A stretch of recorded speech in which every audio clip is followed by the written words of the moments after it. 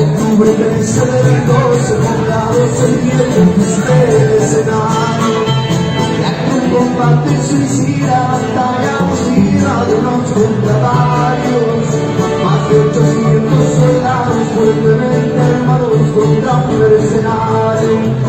Y el exterior hasta la muerte de frente valientes que no nacen diario. ¡Qué macho! Para casa ya no está su raza y ahí vienen los guachos.